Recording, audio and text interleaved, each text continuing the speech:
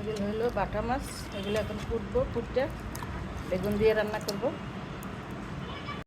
যে বাটা মাছ রান্না করব বেগুন দিয়ে সামান্য, এই জন্য এটাকে হলুদ মরিচ লবণ মাখিয়ে রেখেছি। আর এখানে বেগুনটাকে হালকা একটু ভাজা নিব।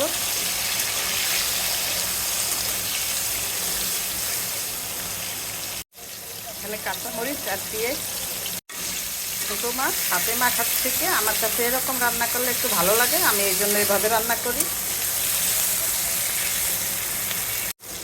এটার উপরে মাছটা দিয়ে দেবো। এখন আস্তে নাড়া দিব যাতে ভেঙে না যায়।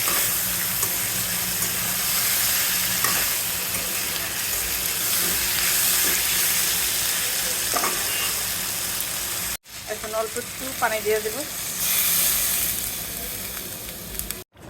বেগুন দিয়ে বাটা মাছ রান্না হচ্ছে। রান্নাটা আমার হয়ে গেছে।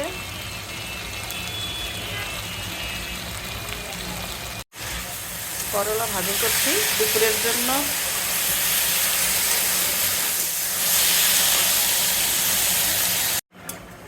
ডিম রান্না হচ্ছে, করলা ভাজি আর ছোট মাছ আজকে।